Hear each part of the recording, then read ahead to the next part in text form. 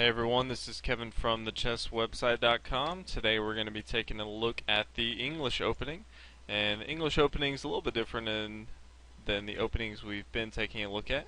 And it's actually the first flank opening that we're going to take a look at, and I'll go over that here.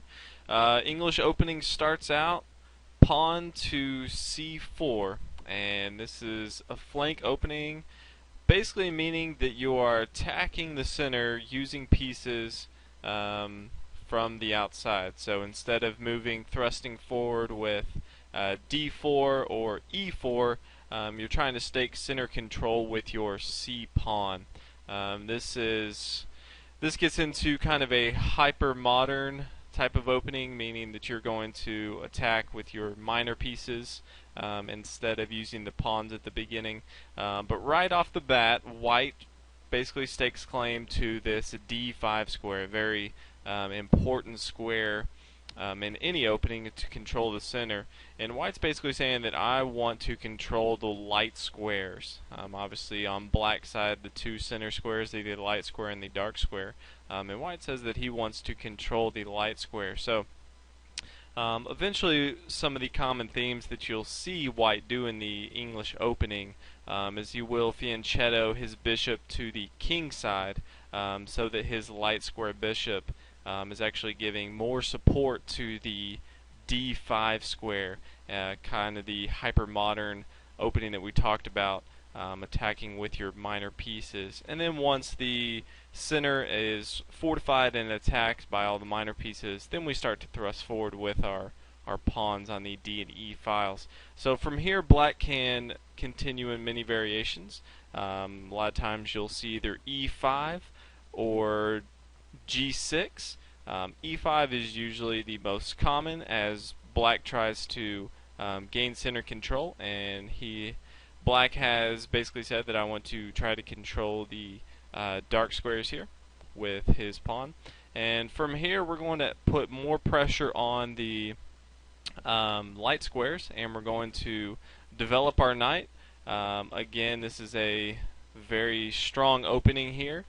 We have center control on the d5 square, and we still have a lot that we can do as far as later on bringing our pawns into the game and figuring out what black's trying to do and counter that. So from here, black usually will develop his knight to f6, and here we're going to the main line, we're going to go ahead and start to fianchetto our bishop. And the reason is you always don't want to fianchetto your bishop unless you have a good reason to, but we do have a very good reason here. We want to solidify this d5 square, and we already have this pawn defending and this knight defending, and so our bishop here will develop our bishop along this diagonal and give another defender to the d5 square. So we are first going to bring our pawn to g3, and then black can decide. A lot of times you will see simply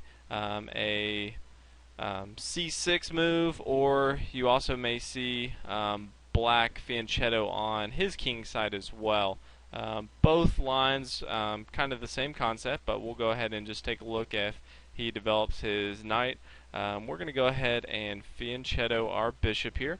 As you see that we've talked about, we have lots of pressure on this d5 square, and eventually we can develop our knight to f3 and put pressure on the pawn here that black has on the e5 square. And eventually we can bring our pawn into the action, and then we can develop our bishop. Many times you will castle kingside with the fianchetto bishop. Keep in mind that when you fianchetto your bishop, that bishop now becomes very important.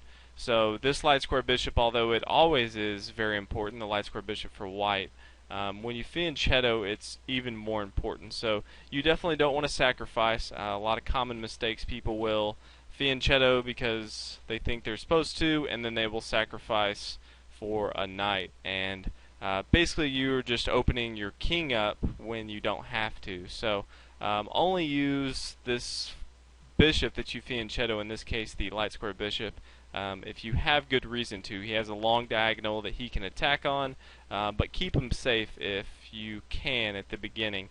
Obviously later on when the attack starts to develop in the middle, you can figure out what you need to do best then, but for the time being, go ahead and keep him back. There are many different variations of the English opening, but just want to kind of give you a few of the key concepts as far as starting out. We'll do some follow-up videos as far as some other variations, but hope you guys enjoy the English opening. Hope you kind of have a feel for how you should approach it, and please subscribe to the videos. Have a lot more coming out. Hope you enjoyed, and see y'all next video.